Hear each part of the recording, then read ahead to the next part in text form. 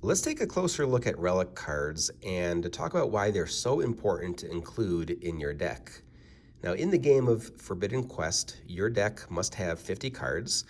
The total HP of all of your creatures cannot exceed 100, and you're probably going to want to include somewhere between like 10 to 20 relic cards. And here's why. As you may know, your creatures move in a variety of different ways. Some move easier than others on the game board. The three I've selected here are what I consider to be slow movers because they all require a condition to be met before you move them. Move chops one region if you roll evens. Well, if you roll odds, that's kind of a bummer because he's not going to be going anywhere. And Inglestar and Draga move in the same way. You have to roll evens on a die for each one in order to move them one region. So the problem with that, of course, is if you don't roll evens, then how do you move them? So that is why you need to have a backup plan, and that's why your relic cards in your hand are so important. So let's take a look at how these different cards work. Gold Boots here, it says move one of your creatures to any region occupied by one of your opponent's creatures. So if our opponent has Benjamin here, and if we're going after Benjamin to try to eliminate him, and we just rolled and struck out 3 times and weren't able to move our creatures by way of rolling die, then we would play Gold Boots.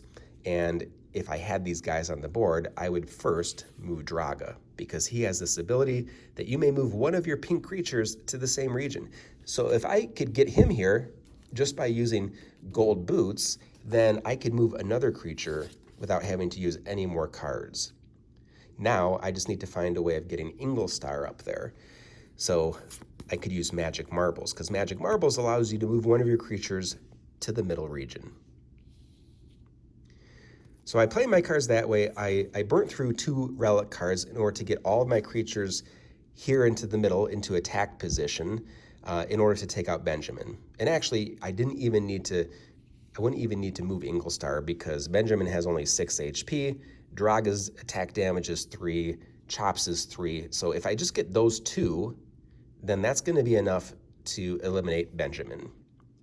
All right, but let's take a look at some other ways of doing this. Like, let's suppose that that maybe in our hand we don't have a Gold Boots. Let's see how else we could pull this off. And again, we're going to assume that we roll for each of these pink creatures and get odds every single time, which of course, chances are you're going to get evens for one of them and be able to move one of them, but let's just play worst case scenario. So this time we have no Gold Boots in our hand, but we have these options here. So in this case, we'll use Magic Marbles to move Draga up. And just like before, we'll use his ability to bring Chops up. And if we wanted to, if we also needed to bring Inglestar up, because let's say maybe our opponent has like another creature up here, and we need a little bit more attack damage to send their way, we need to get Inglestar up, we could use Ketchup Sauce.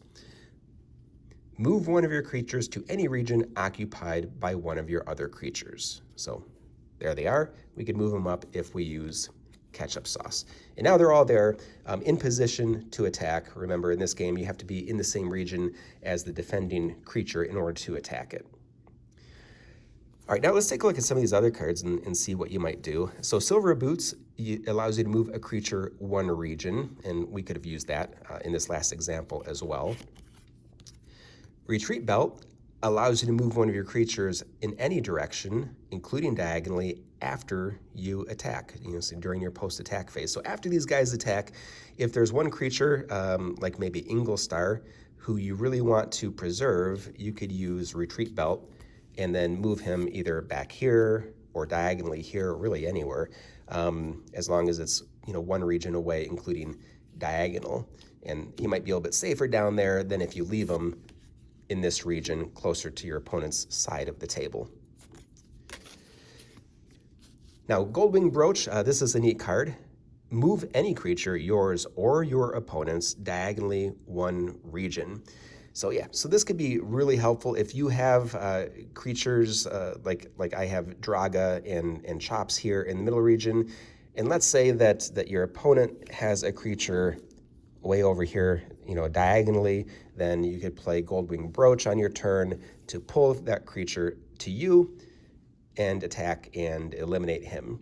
Or if you needed to, for whatever reason, just move one of your creatures diagonally, then this is the card that helps you do that.